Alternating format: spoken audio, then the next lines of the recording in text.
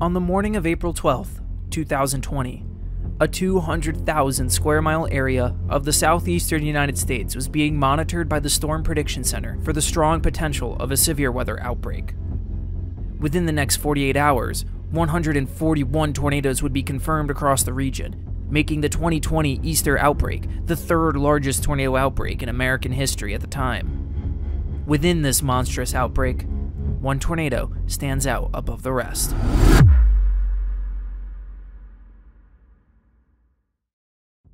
My name is Ethan Moriarty. I'm a mechanical engineer by training with a fascination in tornado damage forensics engineering. This is a damage analysis of the Bassfield SoSo EF4.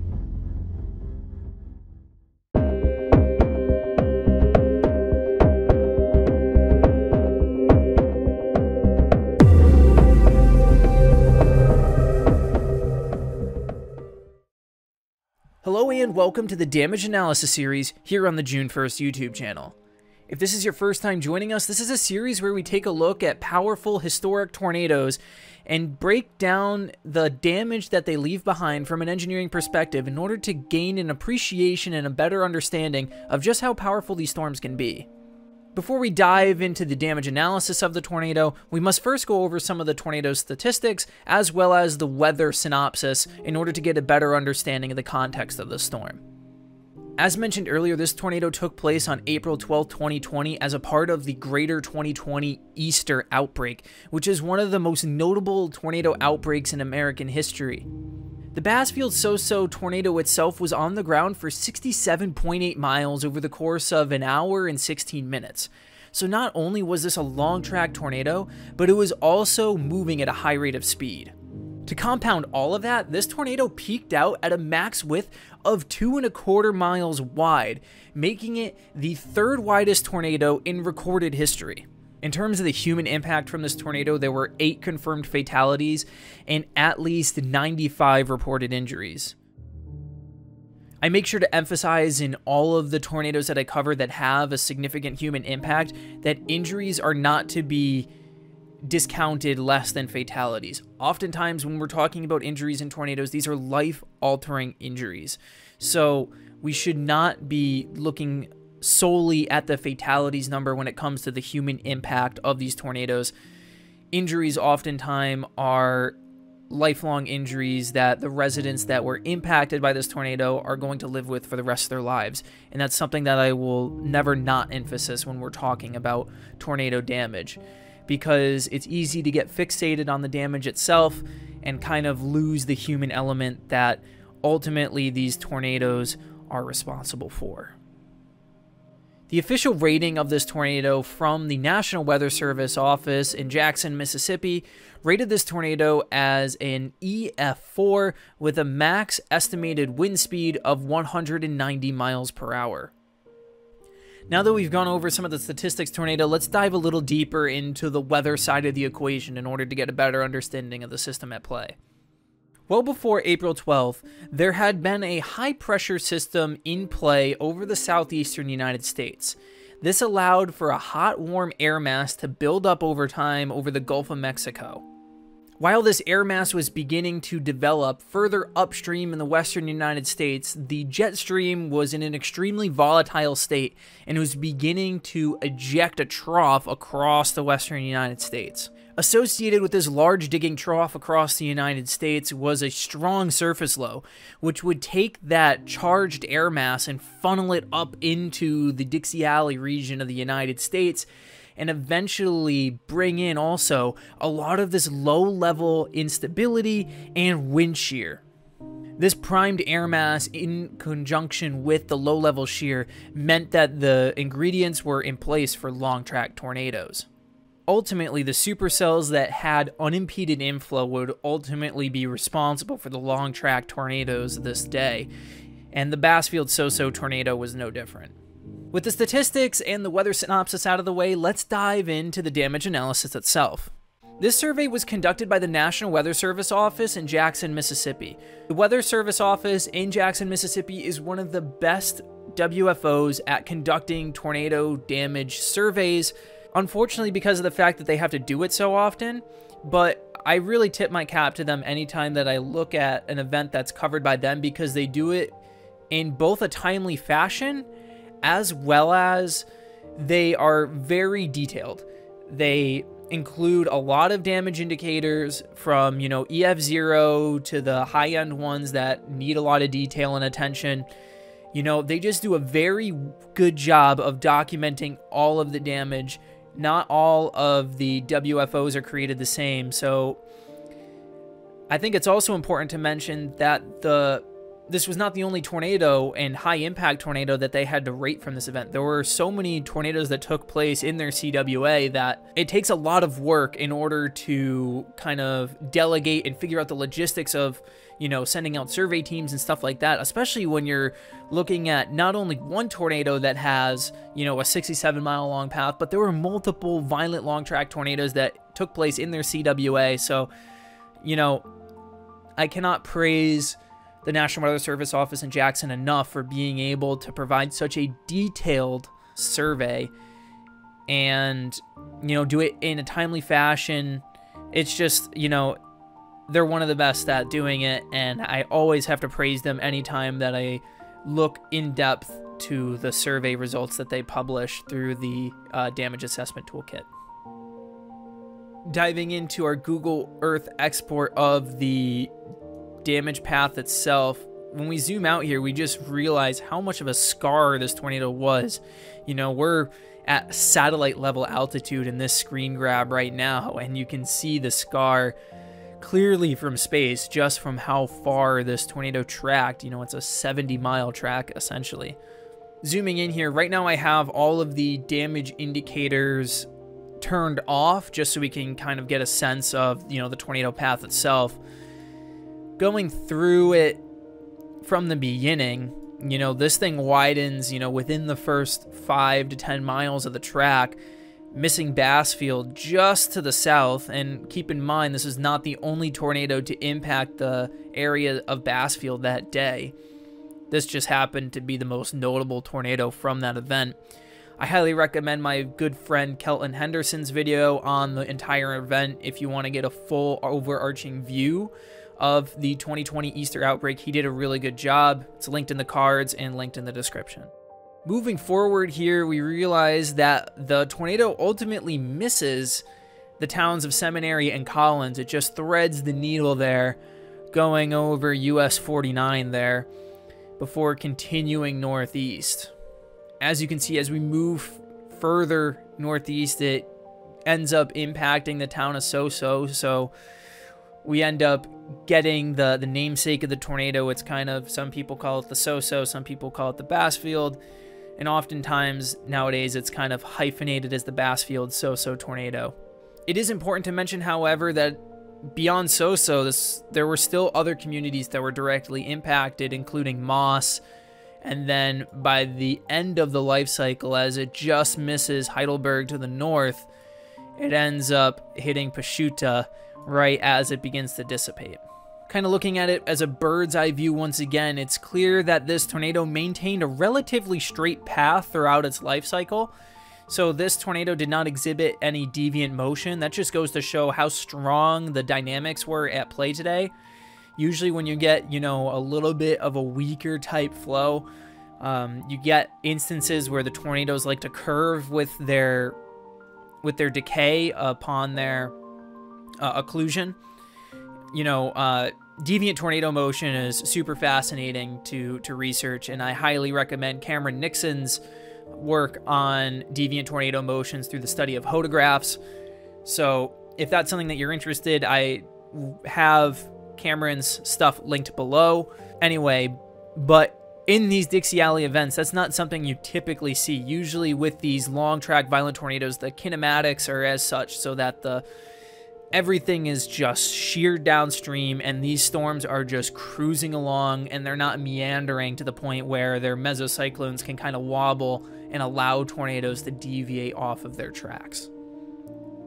Now that we have all of our damage indicators turned on, we can just kind of get an appreciation for just how thorough the National Weather Service office in Jackson, Mississippi is. As you can see, if you look at basically every street that was impacted by this tornado. You can even trace the streets just with the EF damage indicator. So they were able to go street by street across the damage path, zigzagging back and forth in order to get every single impacted structure or group of trees documented. Zooming into the path here just south of Bassfield, we have the first EF3 damage indicator over here.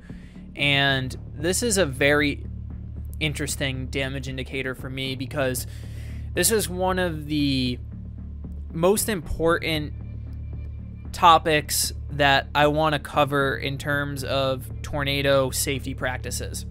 I want to talk about manufactured or trailer homes. Looking at the damage indicator itself, the first thing that comes to mind is, okay, we knew that there was a house here. We were told in the damage indicator, and you can go into Street View and see the previous house that was there. And there is no trace of it left behind. And zooming into the image, there is no physical slab of concrete or permanent foundation that is put into the ground at this location. Oftentimes, manufactured and trailer homes are on what are called pier and beam foundations. While pier and beam foundations are a great cost-effective solution for anchoring non-permanent residencies, they don't do any favors in extreme tornadic events. Granted, a lot of structures can't survive in extreme tornadic events, but while what we're seeing here in the Bassfield tornado is definitely a much stronger tornado, it wouldn't have taken a tornado of Bassfield's caliber to completely wipe this tornado away. As this damage indicator is rated, it's an EF3, so we know that it's, you know, not the high-end maxima of the tornado. You know, something that is of the EF3 caliber is more than capable of removing this house clean off of whatever anchoring or pseudo anchoring there is compared to, you know, a traditional wood framed house, for example. I mean, just looking at the image here, what's there on the right side of the frame? There's a, you know, a built-in deck that survived better than the house itself. And with these pier and beam foundations, there's nothing really underneath there that's, you know, providing that real strong positive retention against tensile loads that, you know, you're going to see on your structure during wind loading events. Oftentimes too, if we're looking at the deck again, we can see kind of this like, you know, thin sheet aluminum skirt that's kind of around the edge there. I'm assuming that matched the house, you know, just for aesthetic reasons.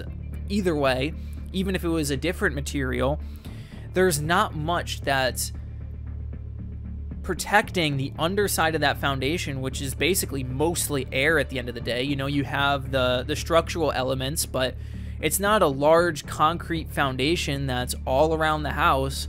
So the moment you get air underneath there, not only are you having to deal with the wind loads on the walls and stuff like that, but now you're getting, you know, kind of a Venturi type effect situation underneath where air is just getting squeezed under there. You're getting a higher pressure built up as air is just having to, you know, get funneled through there. And what's going to happen is you're going to basically get like a wind loading from underneath of an upward load that's going to blow the house upward. So there's just a whole multitude of reasons why these pier and beam foundations are just the worst kind of retention methods when it comes to a sheltering practice. If you were to shelter in this home, I mean, there's no trace of this home left in the image. I mean, yeah, there's elements of it scattered in the woods over 100 yards behind it, but if you were sheltering in your bathroom in a manufactured home, and, you know, this tornado or even something less than Bassfield came through, you wouldn't stand a chance against surviving that tornado. So it is with utmost emphasis that I stress that if you do live in a manufactured or trailer home that is not on a permanent foundation, in a tornado event, you should not be sheltering in a manufactured home. You know, on a day like the 2020 Easter outbreak, it was a well-forecasted event, right? So if you have advanced warning, there's tornado watches in place, so you know that the weather is going to have the possibility of being violent that day, particularly on the Easter outbreak when, you know, it was a historic outbreak, PDS watch in place. You know, if you have that communication, you should be planning around not being at home during the time of this. Fortunately, based on the information in the damage indicator, there were no fatalities or injuries at this location, so we can assume that nobody was home at the time of this tornado. But, you know, it's these kinds of things that you need to take into consideration if you live in, you know, the southeastern United States or the Great Plains, tornado-prone regions of the country, and you do not have adequate shelter available. You need to be paying attention to those warnings. You need to have a weather radio, multiple means of getting communications, whether that be cell phone, radio, all of these different factors. We live in a very connected age. So the moment that there is a tornado watch in place, you need to have a plan ready to go. And, you know, if you're in a manufactured home, for example, tornado watch issued, you know, the vast majority of the time, yes, you know, nothing's going to happen at your particular house, but the one time it does happen, you're going to want to be at a place that is going to give you a fighting chance to survive that tornado. The actual sciences behind the dangers of manufactured homes I'm going to cover in a future video in the next month or two, so please stay tuned for that because this is a passionate subject for me. So I want to really drive home the safety points from sheltering in manufactured homes. Now I'll get off my soapbox when it comes to manufactured homes. We're going to move to a different subject. You know, the first EF4 damage indicator in the path is a tree damage indicator. So hardwood trees, you know, a topic that it often comes up in the comment section of these videos is debarking and things along those lines. And I wish I was able to provide more when it comes to tree analysis. I have to admit, I'm not the biggest fan of trees as damage indicators, just because of the fact I feel like trees vary so much. And fortunately, in the next iteration of the Enhanced Vegeta scale, there is going to be a much more expanded list of damage indicators and degrees of damage within the tree categories in order to better classify tree damage. So that's something to look forward to whenever the next version of the scale comes out. But in the meantime, I feel like, you know, the debarking argument comes up. Like, obviously, yeah, like that requires a lot of force, but there isn't concrete research other than, you know, kind of anecdotal evidence and, you know, circumstantial evidence, you know, of, you know, trees that were nearby structures that we have a better idea. So it's a lot of the contextuals that have kind of led to the derivation of these damage indicators for trees as they stand right now.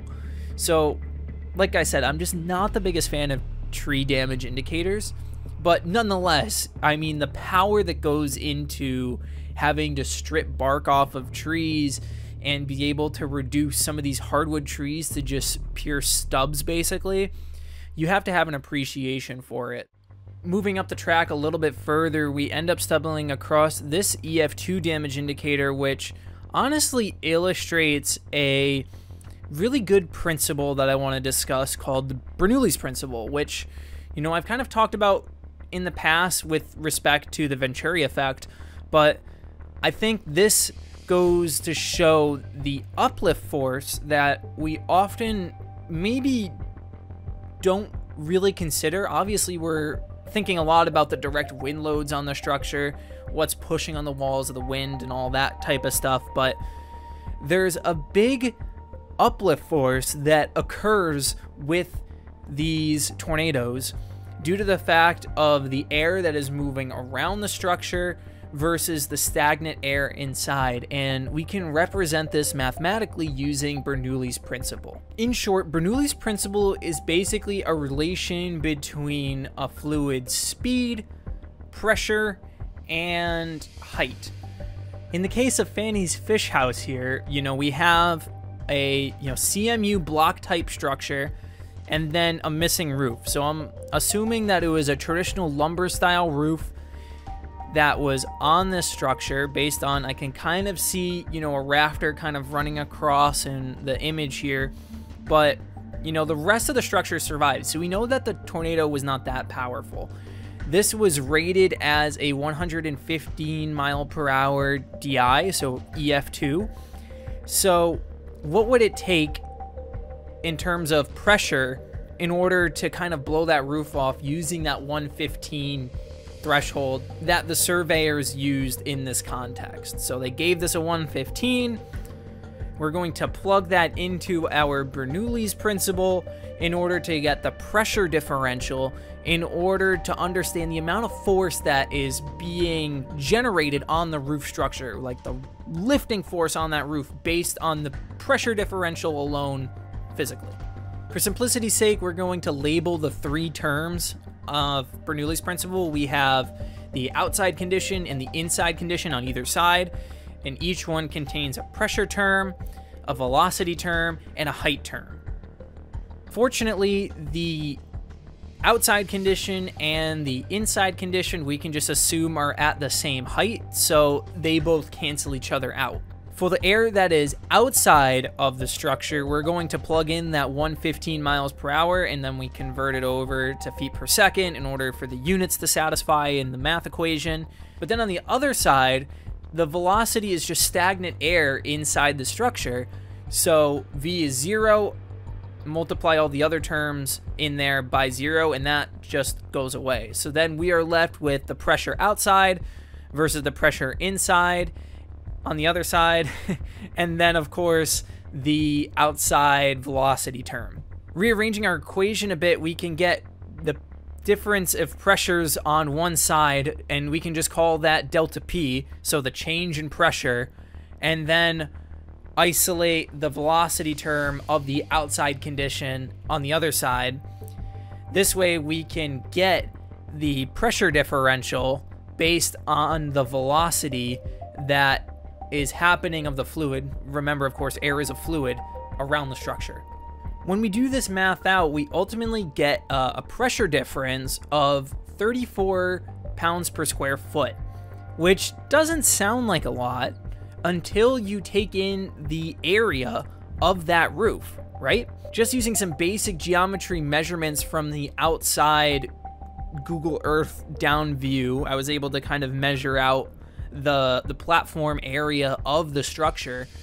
And once we multiply that out, we ultimately get an uplift force of almost 46,000 pounds. This means that there is 23 tons of uplift force on the roof purely from the pressure difference of what's happening from inside the structure versus outside the structure.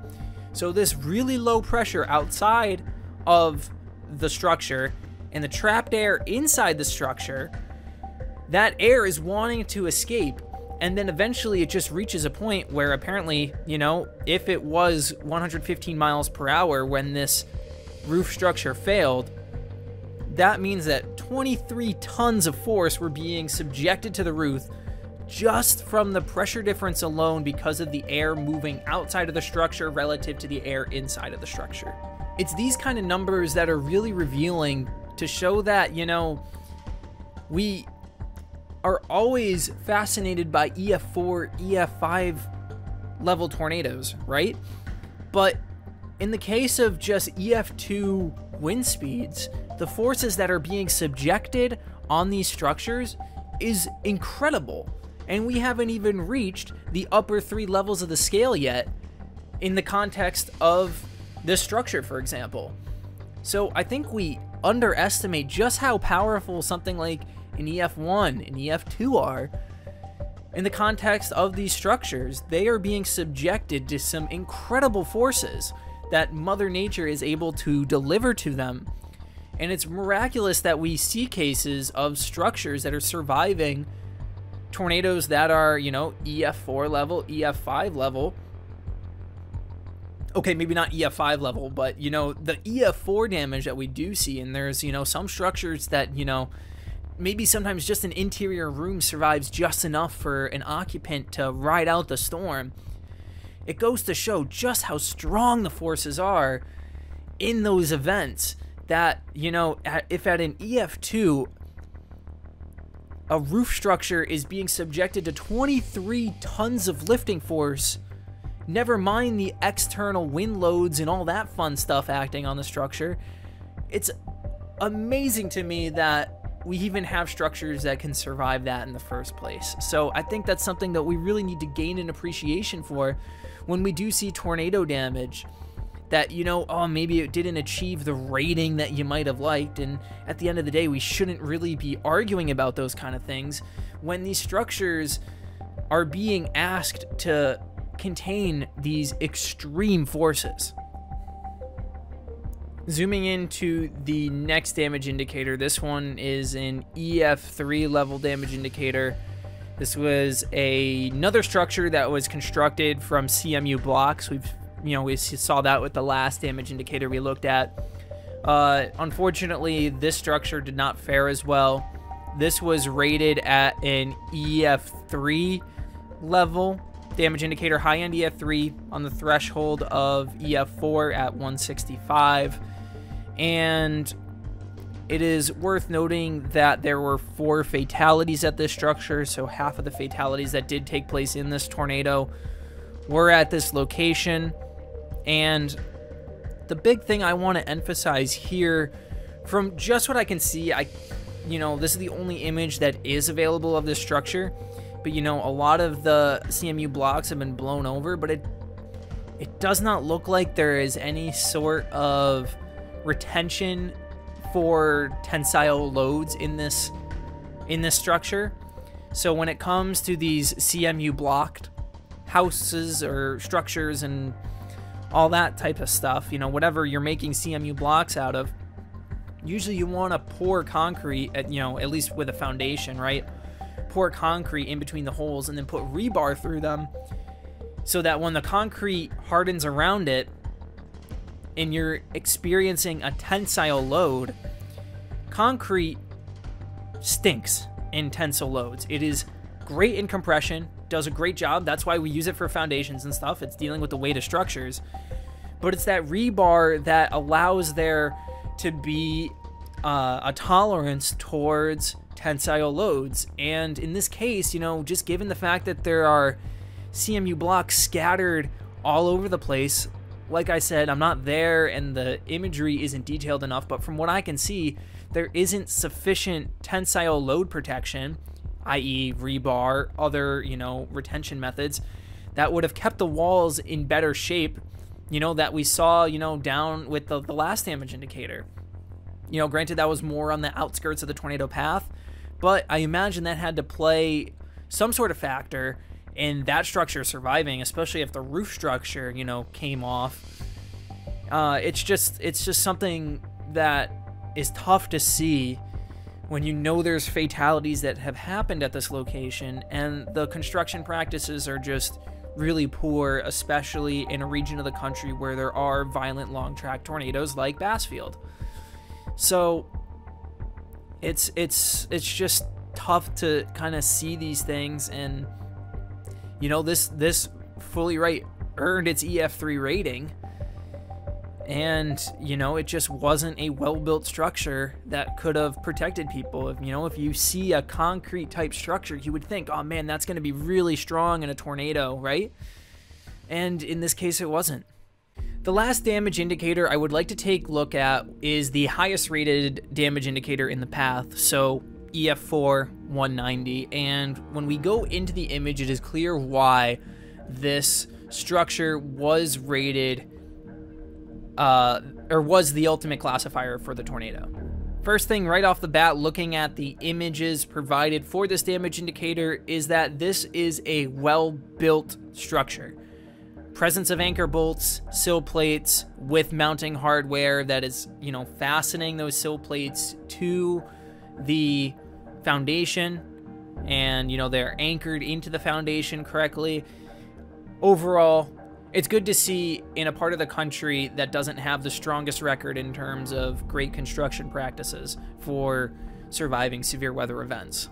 While on first inspection, people might look at this and, maybe point to it and go, that, should be an EF5 damage indicator. Debris swept clearly clean, all gone, XYZ.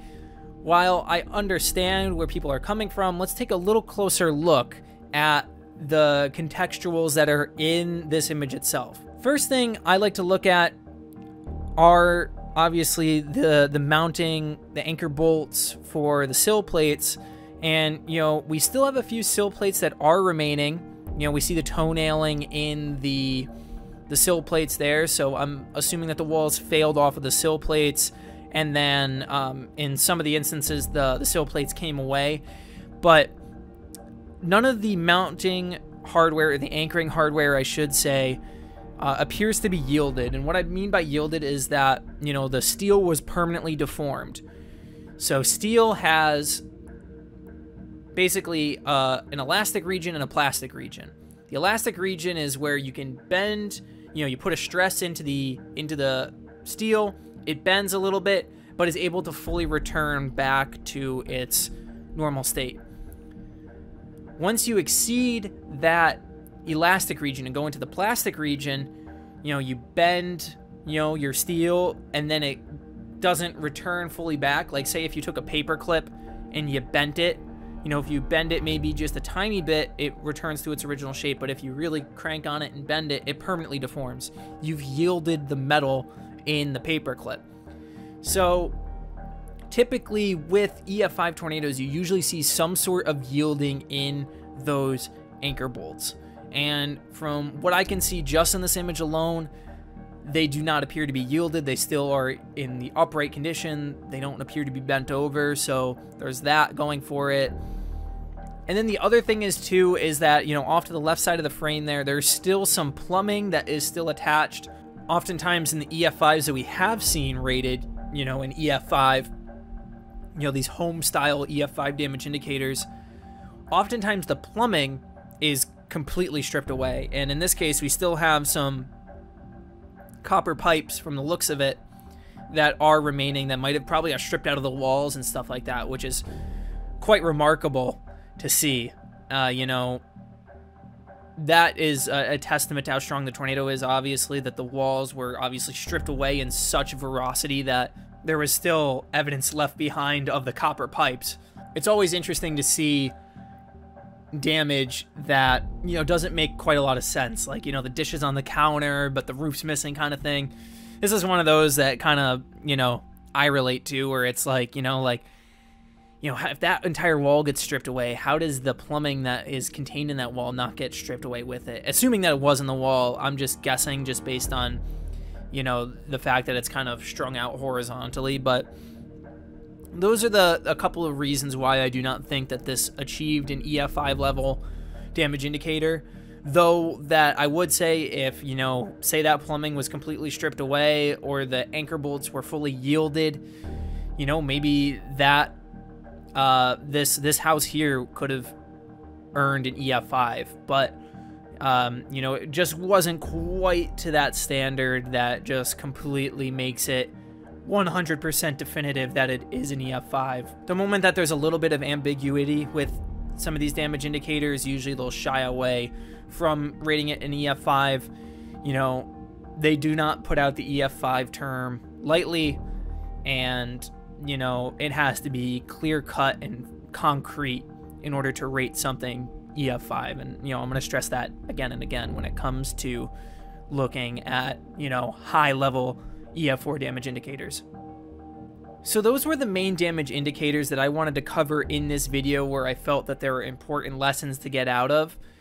Obviously there are so many damage indicators in this tornado track that we could have looked at a dozen more, but I felt those were the important ones to take a look at in order to pull out important lessons on the Bassfield tornado. So as we wrap up the video here, let's kind of go over a couple of conclusionary thoughts to put a nice bow on it. A common theme that we see with tornadoes that impact rural regions of the United States are just how unsafe manufactured homes, trailer homes, those types of non-permanent structures are for sheltering in. they should not be sheltered in at any circumstance, and there needs to be more of an emphasis on that. And like I said, this is going to be covered in a future video topic where we're going to talk more in depth about the science behind why manufactured homes are a non-suitable location to shelter in when it comes to tornadoes. But I think I really want to drive home the fact that you should not be sheltering in a manufactured home. If there's a tornado watch in place, you know, go to a family residence or go to, you know, a public building that has a tornado shelter.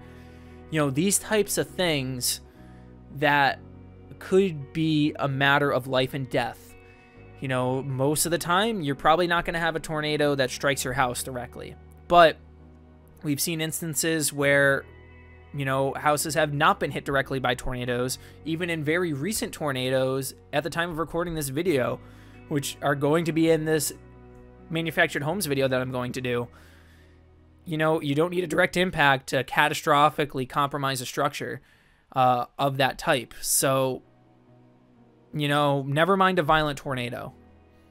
And I just want to get that point nailed home, that trailer homes, manufactured homes are not suitable shelters when it comes to tornadoes.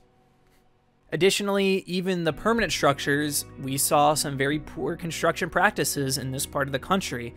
And, you know, structures that might be considered safe from an outwards appearance may not be safe. You know, that building, for example, that was of CMU block construction completely failed in the tornado and ultimately resulted in 4 fatalities. So this, again, brings up the emphasis of, you know, identifying, having plans in place before an event happens, that you know where the best tornado shelters are in your region, basements, and public shelters alike, you know, places that you can go to where they're going to give you the best fighting chance of survival and not taking a gamble on just any other type of structure. You want something that's below ground or is a certified shelter at the end of the day. So those are the types of things that we need to be keeping in mind whenever a tornado watch is issued for our area, or, you know, in the case of a tornado warning that you need to act upon immediately. So construction quality is something that is not necessarily apparent from an outward view. So it's just an emphasis, again, of having plans in place for your specific region for when a tornado watch is issued, that you can act upon said plan. You know what to do. There's no Googling of where the nearest shelter is. It's already all set, and you just act on that plan. So planning is super important, and it's something that I can never stress enough. Thank you so much for watching this video. I hope you got some safety lessons or learned a thing or two in terms of, you know, a little bit of Bernoulli's principle or, you know, damage analysis and all that fun stuff. I hope it was enjoyable and educational.